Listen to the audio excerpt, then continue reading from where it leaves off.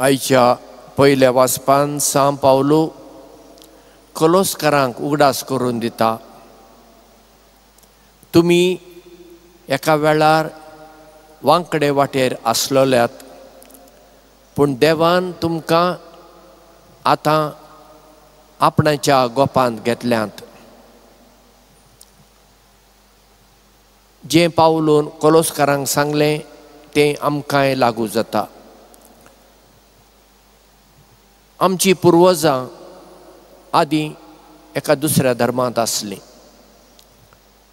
मागीर जेजूची वळख आमच्या पुर्वजांक मेळ्ळी आनी तांचे थावन तांच्या भुरग्यांक आनी तांच्या भुरग्यां थावन तांच्या भुरग्यांक अशें करून ती आमकां मेळ्ळ्या. आतां आमकां जेजूची वळख आसा. आतां आमी जेजूच्या उजवाडांत आसा. म्हणटच आमचें जिवीत हेरांक देखीचें आसूंक जाय. सांत पावलो सदांच आपल्या पत्रांत एकवटा विशीं उलयता. मोगान जियेयात, एकवटान जियेयात, जेजूक दोळ्या मुखार दवरून जियेयात असो तो उलो मारता. आनी तो उलो आमकांय लागता. आमी ह्या संवसारांत एक एकलीं जिवंक शकना. आमकां दुसऱ्यांचो आदार जाय.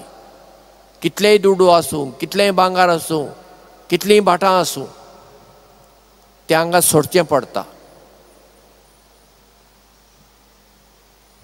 आयच्या दुसऱ्या वाचपान आमी आयकलें जेजू आनी ताचे शीस शेनवारा दिसा शेतांतल्यान वेताले आनी घडये ताच्या शिसांक भूक लागली आसतली. देखून ते कुशीन आसलीं कणसां तोडून तीं आतांच्या तळटार घालून सोलून खाताले. फारीजेवांनी हें पळयलें आनी ते तांकां विचारतात, शेनवारा आडवरलेलें काम तुमी कित्याक करतात? आतां जुदेवांक शेनवार पवित्र दीस जाल्ल्यान कांय कामां तांकां करूंक जायनासलीं. देखीक आपल्या शेतांतलो वावर वा भायलो खंयचो मासलीदरचो वावर असलो कितेंच करूंक मेळनासलो. फकत घरांत तुका कितें रांदूंक जाय आनी जेवंक जाय तितलोच वावर. तेन्ना जेजू तांकां जाप दिवन म्हणटा, तुमी दाविदान कितें केलें तें वाचूंक ना? कित्याक जेजू जुदेवांचो बायबल म्हणजे आमचो पोरनो करार, आदलो करार जाणा आसलो.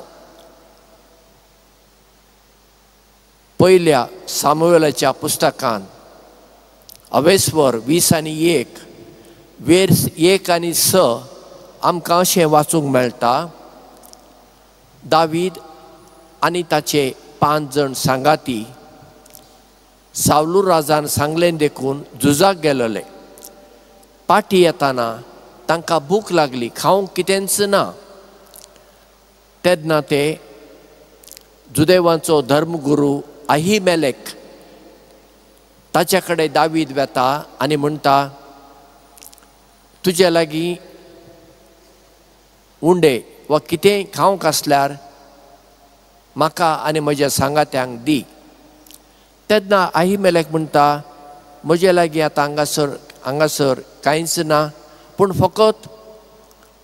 फकत याजकांनी खावंक येता तसले 12 उंडे आसात. कित्याक तांची पद्दत दर शेनवारा तांचो धर्मगुरू 12 उंडे हे वटेन 6 आनी हे वटेन 6 भांगाराच्या मेजार दवरताले. आनी ते उंडे फकत तांच्या धर्मगुरूनी मात्र खावंक जाताले. दुसऱ्यांनी कोणेंय ताका हात लावंक जायना, खावंक जायना. आतां दाविदान येवन विनंती केली आनी अहिमेलेकाक खबर आसा आतां फुडें दावीदूच राजा जातलो. तो ताका ते उंडे काडून दिता आनी दावीद आनी ताचे सांगाती ते उंडे खातात. आतां हे फारीजेवांक खबर नासलें, खबर आसली घडये, पूण तांचें मन धांपलोलें, उक्तें मन तांचे कडेन आसलें. जायते फावटी आमी बायबल वाचता, वाचलो म्हणल्यार पावना, नियाळ करूंक जाय. उक्त्या मनान आमी पळोवंक जाय देव म्हाका अंतल्यान कितें सांगूंक सोदता, म्हाका दुसऱ्यांक न्हय, कितें सांगूंक सोदता ताचेर हांवें नियाळ करूंक जाय.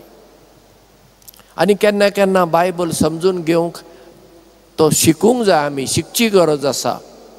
हे आमचे प्रोटेस्टंट भाव करतात, तांकां आमचे परस बायबल कितल्याशाच वांट्यांनी खबर आसा, आमकां खबरूच ना. आतां कितल्या जाणांच्या घरांत बायबल आसा म्हाका खबर ना, आनी बायबल आसल्यार कितलीं जाणां ती वाचतात म्हाका खबर ना, आनी वाचल्यार कितलो ताचेर नियाळ करतात म्हाका खबर ना. कित्याक बायबल देवाचें उतर, जितलें आमी तें वाचता ताचेर नियाळ करता आनी आमच्या जिवितांत आमी देवाचें उतर जियेता तेन्ना आमचें जिवीत बदलता. जेजू म्हणटा हांव साबाताचो धनी.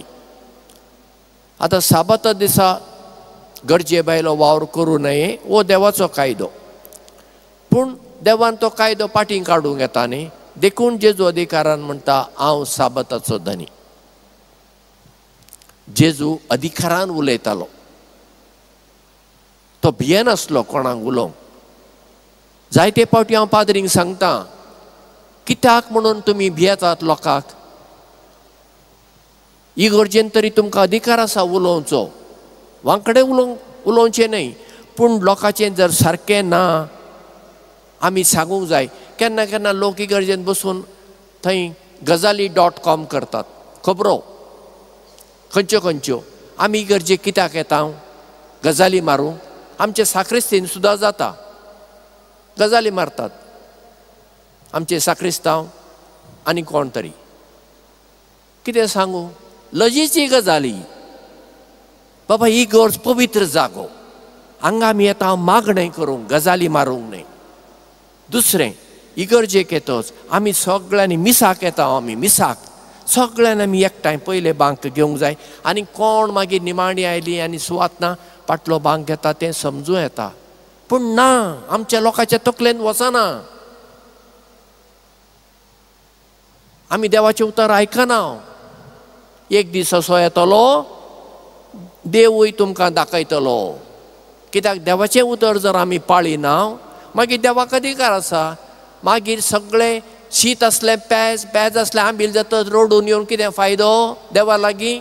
देव म्हणटलो तुवें म्हजें उतर आयकल्लें तुवें, कित्याक आयकूंक ना? आतां हांव तुका वळखना, चल, असो म्हणचो ना? म्हणटलोच. वय देव दयाळ मोगाळ, दुबावच ना. पूण आमकांय देवा सवय जबाबदारी आसा न्ही. कितले फावटी हांवें सांगलां, मीस म्हणजे खासगी डिवोशन न्हय. मीस म्हणजे आमी एक कुटुंब, एक फामील कशी एकठांय येता आनी मागणें करता. तें करूंक आमकां मन ना? येनाका ती गरजेक, गरज ना. देवाक म्हजी गरज ना, तुमची गरज ना, कोणाचीच आमची गरज ना देवाक. आमकां देवाची गरज आसा. देखून आमी देवाच्या पांया लागीं खालतेपणी येवचें पडटा. हें आमी उगडास दवरया, देवाच्या उतराक मान दिवया आनी देवाकूय आमी पयलो जागो दिवया.